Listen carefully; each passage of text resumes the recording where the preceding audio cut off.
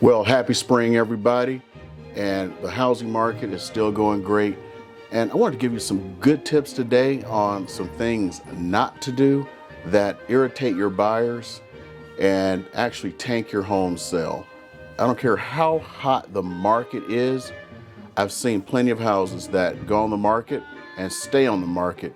Stand by for the next tip that's going to make sure that your house is sold quickly.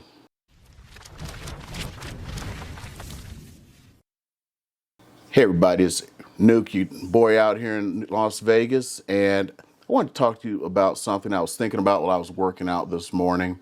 I try to come out with new stuff for you guys every week, and stand by to the end of this video because I have a possible announcement. I'm not sure yet. So it's going to be a shorter video than normal, and I just wanted to talk about something that I keep seeing over and over again, and no matter how much people are warned about it, they seem to keep wanting to do it. And it has to do with the sellers. And it's kind of like their treatment of the buyers and listening to sometimes bad advice from friends. Now, every once in a while, I get a seller who will go like, hey, I want you to show up to every showing. And it's like, why? Well, so you can follow the buyer around and like listen in on their conversations and find out like what they're thinking. For what purpose? And it's like they really have no purpose. And their friend told them so that way we could have more negotiation room and stuff like that. Well, every time I always say the same thing to people.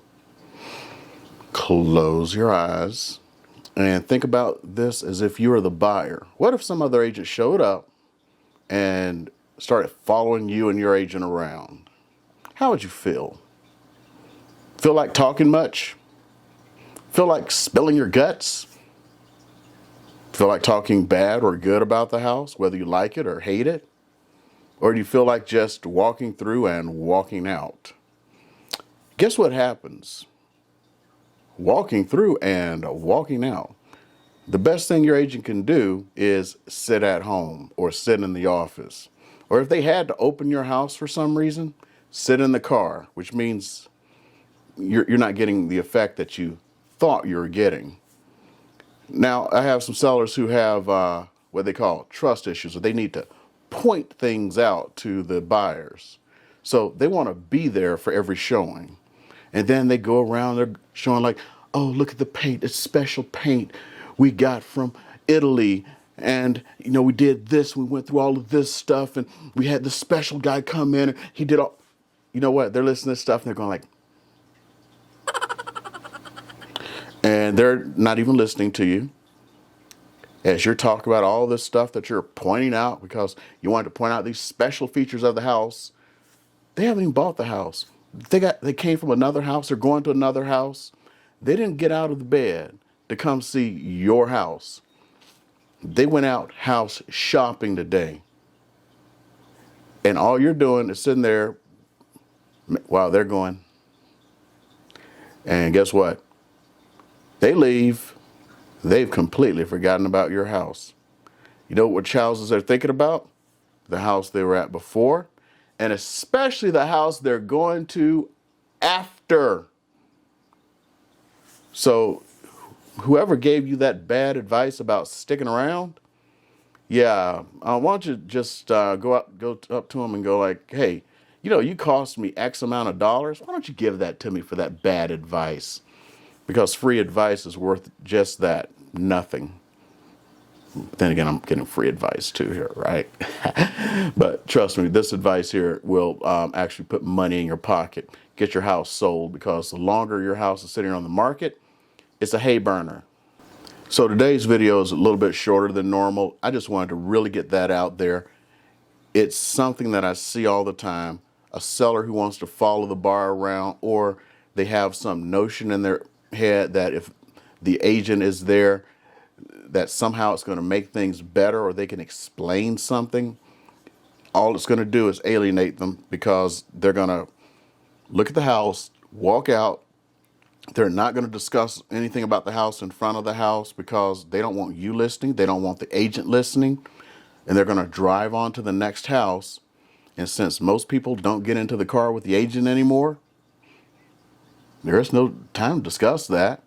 They're discussing something else, like, oh my God, why was that agent there? And you can kiss that one goodbye. And then when you're calling your agent up going, how come my house hasn't sold? I was there. They seem to love it. I get that one all the time. Every time I have a listing, I mean, usually most of the time, just about every time I've gotten the seller to stay away.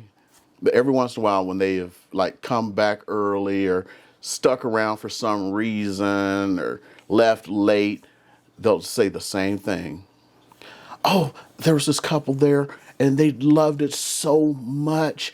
Oh, I know they're putting in an offer. Is that offer from that client in yet? Did that couple put in that offer yet? You know what? That couple never puts in that offer. Never. Except for the times when there have been times when they've come back early. Well, not early, come back on time, and the people are like still there because they're in awe with the house. And then the people come in, it's like, oh, I didn't expect you to still be here. It's like, we love your house.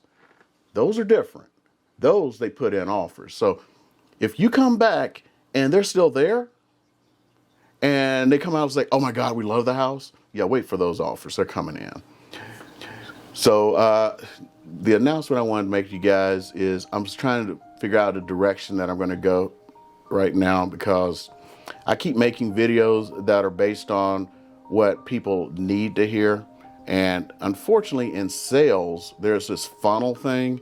And I've told you guys this before. I don't make videos the way, real estate agents make videos.